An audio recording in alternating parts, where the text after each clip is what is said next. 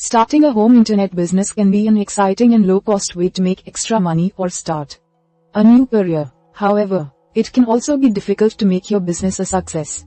To increase your chances of success, create a business plan for your home-based business. Then, complete any necessary paperwork and set up your website.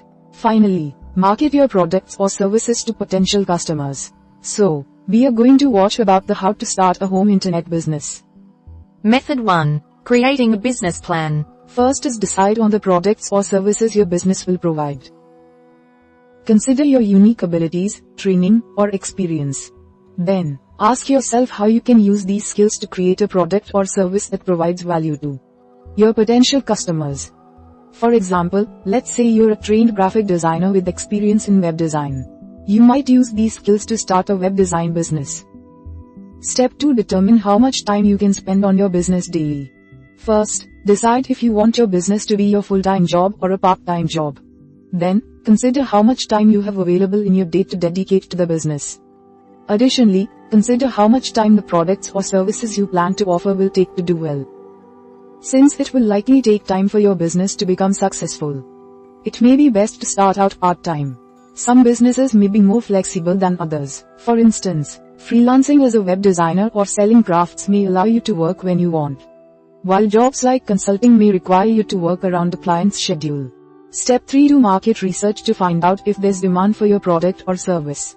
Read about the current trends in the field you want to enter, and look at the number of possible competitors. Additionally, it's helpful to survey your potential customers, either by phone or in person, to find out if they'd be interested in what you have to offer.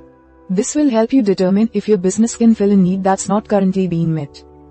For instance, you might call local businesses to ask if they'd be interested in hiring a freelance marketing consultant to run their social media accounts.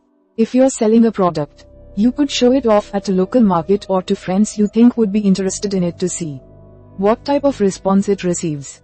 You don't need to do marketing research to start a business, but it can help you increase your chances of success. Step 4. Make sure your products and services are a good fit for an internet business. Not all businesses can exist as an online or home-based business. For instance, if your business requires you to meet with clients or do extensive manufacturing, you may not be able to do it out of your home.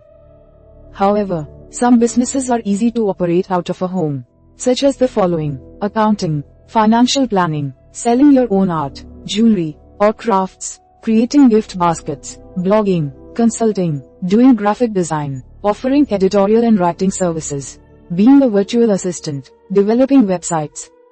Step 5. Set a budget for starting and continuing your business. The costs of starting your business will vary dramatically depending on the specific type of business being offered. For example, a home-based online bookstore requires inventory that you need to purchase. Alternatively, a service-based business may require little startup capital. Estimate how much money you'll need to get the basic materials for your business. Additionally, there are a few general costs that are central to most online businesses, which you need to add to your budget. Chances are good your business will require a website. Web hosts are the services that keep your website up and running. They usually cost $7 to $19 per month, depending on how much technical support they offer and the size of your site. This cost can vary because you can use an inexpensive template, build the site yourself, or hire a designer. You can create a basic site yourself or using a template for less than $100. But a designer may charge $1,000 to $5,000. If you are selling products and services that can be bought online, you will want an online shopping cart for your customers to put them in. You may be able to get a service that only charges you when you complete a transaction, but many services charge $5 per month. Building an email mailing list is key to advertising your product and making money. The typical service costs about $20 per month. If you're selling a product, this includes the cost of your materials to make them, as well as any manufacturing equipment you'll need. If you are offering a service, this includes things like software or supportive services. You'll need to make regular updates to your website, which may bring added costs. Additionally, you may need to pay extra to protect your client's data, especially if you're completing payment transactions. Finally, write your business plan. A strategic business plan will help you stay on track to reach your goals. So even a small business needs a plan. Your business plan includes everything about your business, such as the following. Describe your business and its structure, including the products or services you'll offer. Additionally, briefly discuss the market for your business. Describe the market you are entering, including your major competitors, your target market, and the needs of your target market. Explain how you plan to enter your market, how you will communicate with customers, and how you will distribute your product or service. Explain your day-to-day operations, including steps involved in the production of your product or service. Outline how you will finance your business, what your expected costs are, and how much estimated revenue you expect to make. Method 2. Registering your business. First is determine the legal structure of your business. This will have implications for how you file taxes and how much you will need to pay. Most small businesses are sole proprietorships, which are the easiest to set up and require least paperwork. If you are considering another legal structure, you may wish to consult a lawyer who specializes in internet law and who can help you pick a structure best for you. A sole proprietorship is owned and run by one person, and there is no legal separation between the individual and the business. As a result, all profits, losses, debts and deeds of the business are your responsibility. This is an easy option for a home business. A partnership means 2 or more people share ownership. Typically, a lawyer helps negotiate a partnership agreement. Each individual partner is liable for the full debts of the business but share profits, losses, or liabilities. You might choose a partnership if you want to work with someone else. To start an LLC, choose a name and file articles of organization with your state, which requires a fee. LLC owners pay taxes on their profits through their individual income tax returns and have to pay self-employment tax, but they're protected from personal liability for the decisions and actions of the company. This is an independent legal entity owned by shareholders. To register your corporation, choose a company name and file articles of incorporation with your state. You will also need to register with the IRS and get a tax ID. Corporations file taxes separately from their owners. It's best to speak with a lawyer or accountant to see if this form of business will benefit you. This structure is generally not appropriate for smaller businesses. This is an independent legal entity owned by shareholders, like a typical corporation, except that to avoid double taxation, profits and losses are passed through to the owner's personal tax returns, instead of the company paying taxes. Step 2. Register your business name with your state government, if necessary. A DBA, doing business as, is needed whenever you are doing business under a name other than your own. If you are working as an independent contractor under your own name, you don't need one. If your business has a name other than your own, you will need to register that name as a DBA. Registering a DBA name is typically done through your state government or county clerk's office. Since the procedure for registering varies between states, it is wise to search the specific requirements of your state online beforehand.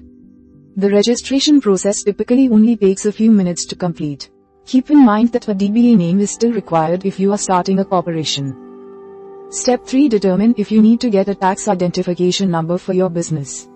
Corporations that must file tax returns will need one, as well as partnerships, which don't file taxes, but do have to file business information annually with the IRS, while the IRS does not generally require a tax ID number for sole proprietorship, as you can use your social security number instead.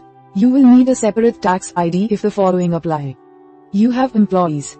Your company will be responsible for half their payroll taxes, and must thus have a tax ID with which to pay them. You file employment, excise, or alcohol, tobacco and firearms tax returns related to your business. You withhold taxes on income other than wages paid to a non-resident alien. You have a KEO plan, a tax-deferred pension plan for self-employed individuals or unincorporated businesses. You are involved with trusts, estates, real estate mortgage investment conduits, non-profit organizations, farmers cooperatives, or plan administrators. Step 4. Obtain the necessary licenses and permits to run your business. You may not need any special licenses or permits, but it helps to check.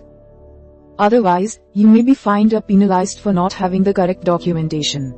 For example, if you are offering accounting for financial services, you will need a license in most states. Check here to see you need a state permit or license.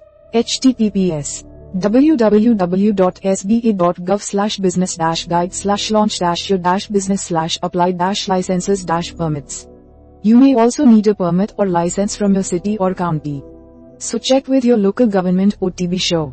The best way to find out if your particular business requires any unique permits is to contact your city, describe your business, and inquire about any requirements. For example, many cities require home occupation permits, which enable you to operate a business from your home.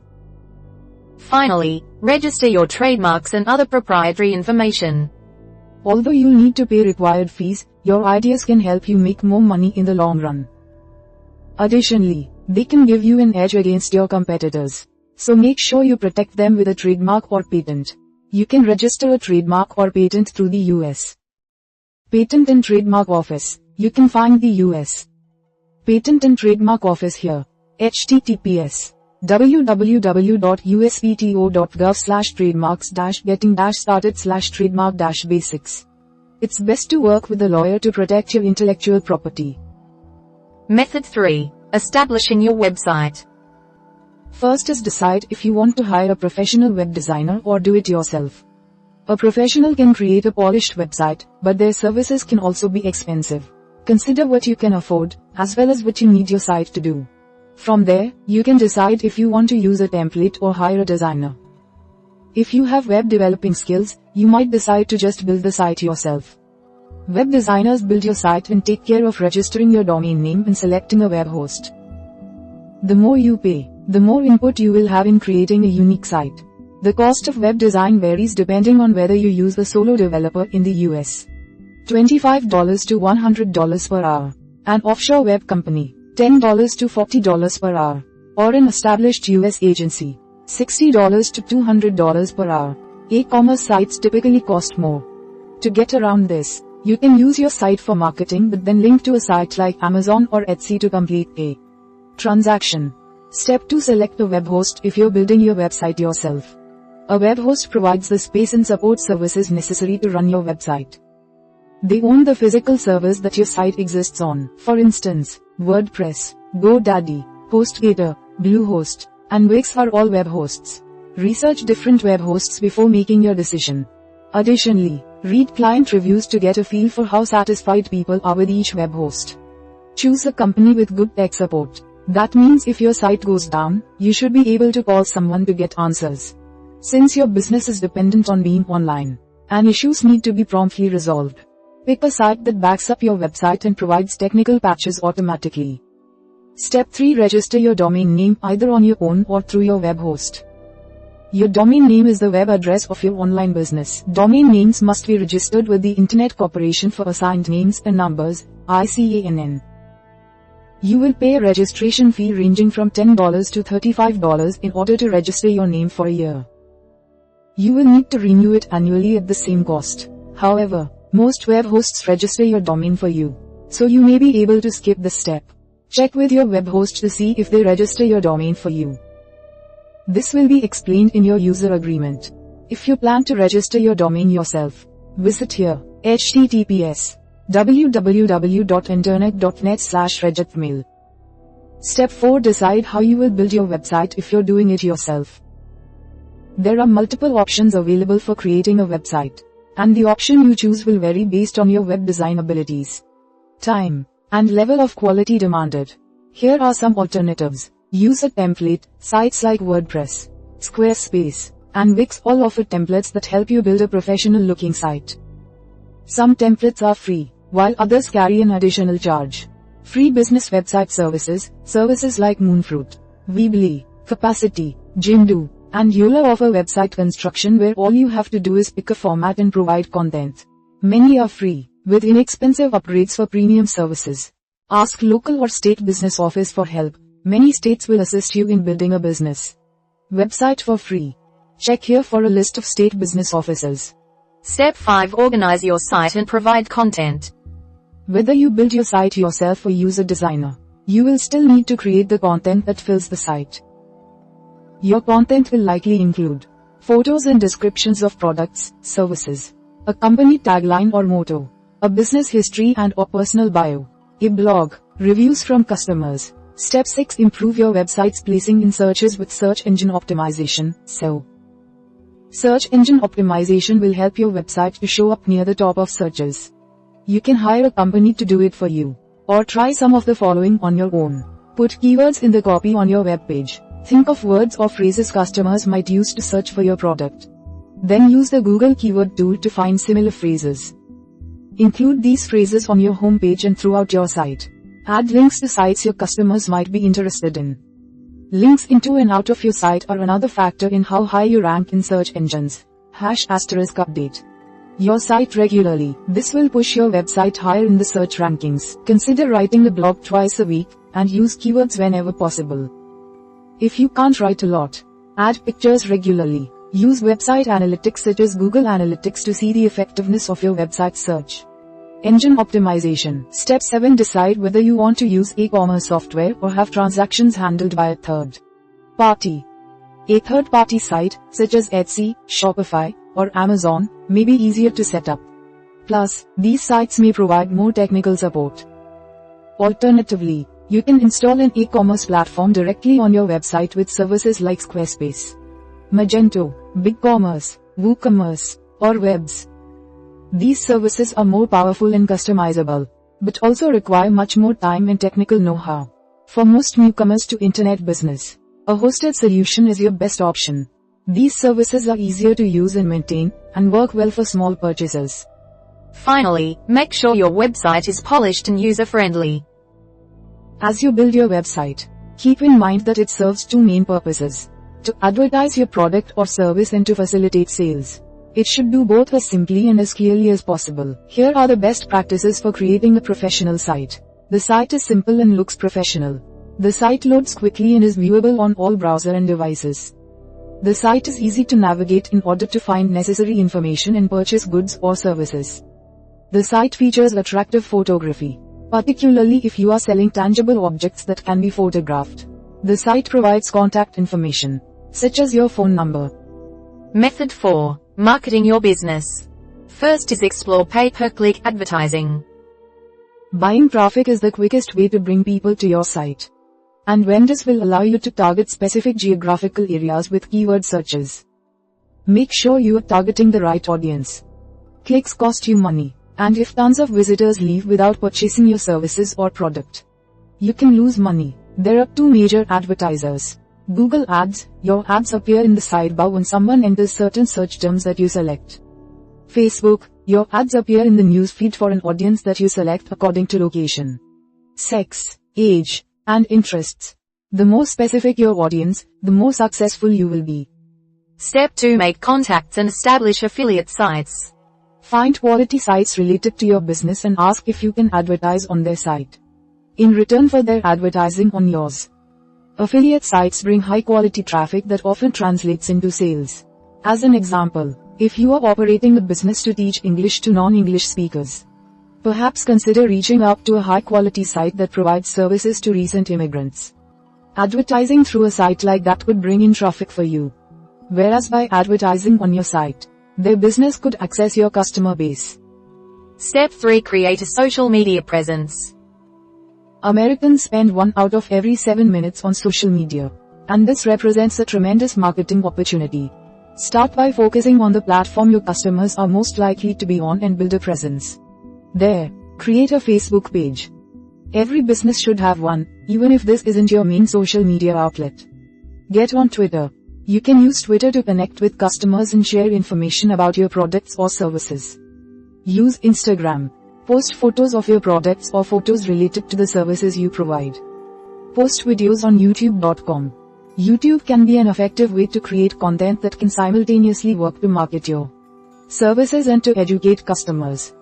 For example, if you offer a membership-based site that provides investing advice to customers, use YouTube to create free advice content, which can then link to your product or service. Step 4. Publish an e-newsletter. A weekly or monthly newsletter is one of the best ways to use your email list. Make sure to provide value-added content that people want to read, instead of intrusive sales pitches. For example, if you are a graphic designer, offer helpful information about how graphic design and branding solutions can work to attract new customers. Consider writing a blog as a replacement or in addition to an e-newsletter. Every published blog post has the potential to increase your search engine ranking, therefore making it an excellent way to draw in new customers via the internet. As mentioned before, try to make your content useful, rather than a simple sales pitch. For example, if you offer computer training, you might review a newly released computer. Or if you're an accountant, you might discuss some new rules impacting this year's taxes. Consider guest blogging. Contributing quality content to related blogs shows off your expertise and can bring people to your site. Step 5. Use press releases.